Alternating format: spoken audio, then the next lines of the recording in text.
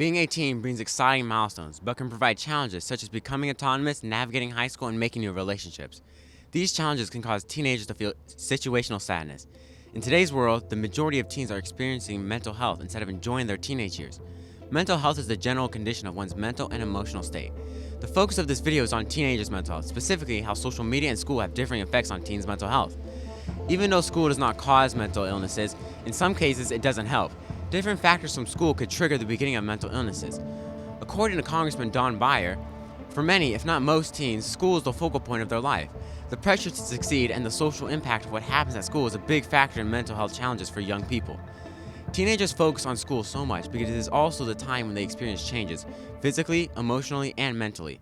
All the stress that they go through could be harmful. Schools can sometimes be, a place that feels safe and good and where connections can happen.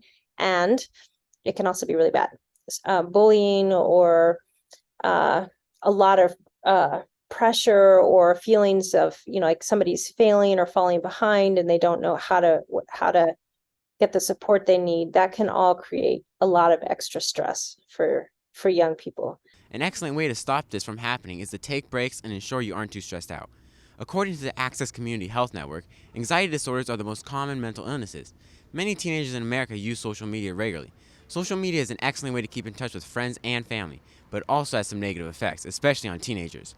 And adolescent self-view can be affected by social media due to social comparison and negative interactions. According to a study done by the Pew Research Center, 1 in 6 teenagers has experienced a form of abusive behavior online. Many people will see cyberbullying as really an extension of traditional bullying using digital means. And, to an extent, that's absolutely correct. But there are some real implications with regards to that. Traditionally bullying in the past, it kind of used to stop when the school bell rang. Now, of course, cyberbullying can happen over the weekends, can happen in the evenings as well. And also the number of people with which you can be bullied by has grown exponentially. So it's not just those people in the playground, but it's potentially anybody out there on the internet. According to the National Library of Medicine, internet addiction has been associated with depression, anxiety, and loneliness. So with depression, loneliness, and anxiety, they're certainly impacted by internet use. There's a study last summer that came out showing 1 week of no social media use showed improvements in depressive symptoms. There's also a lot of content that young people are exposed to that can create addiction or other compulsive behaviors.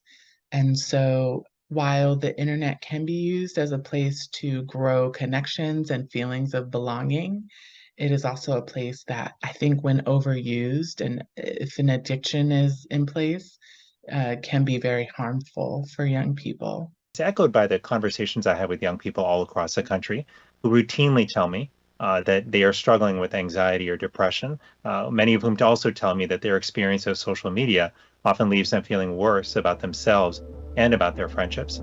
This implies that social media can be harmful if not used carefully. If we were government members, teenage mental health would be the first priority we'd work on. The issue is very important because with poor mental health, teens will struggle with school, communication, and life, which can cause bad things to happen. For example, with poor mental health, they might do drugs, join gangs, or even commit suicide. Some people think teens' mental health should not be the first priority of government. I think that teen mental health could be a priority for someone in Congress, but I think there are more severe priorities that they should attend to, maybe on a local level, but definitely on a congressional level, it's not the biggest priority, no. Whereas others think that teens' mental health is an important thing and should be the first priority of the government. I think that given the incredible increase in mental health needs for teens and young people in the country over the last few years, that Congress should make teen mental health a huge priority. I think that while there are many things that the country needs to be concerned about, I'm deeply concerned that students are having an enormous amount of need. The increase in the number of counselor requests, the number of students needing to go and get therapy or get support is tremendous. We really need to pay attention to it as a country. In conclusion, teenage mental health is something that adults must understand and help them overcome. I talk to parents across the country. They are struggling right now. They're dealing with their own anxieties and worries, whether it's about COVID, economic worries, etc. But they're also worried about their kids. And I'll tell you that one of the worst feelings that you can have as a parent is to see your kids struggling and to not be able to get them the help that they need. And that is a situation that many parents are in. Without the proper help and structure, teenagers might feel helpless and turn to more severe actions to help them feel better. Even with evidence about mental illnesses, many people believe it is just an excuse to perform poorly in school and other responsibilities. Teenage mental health should be the priority of the government because teens with mental illness struggle with life, and that will lead to them making wrong decisions, substance abuse, and suicide.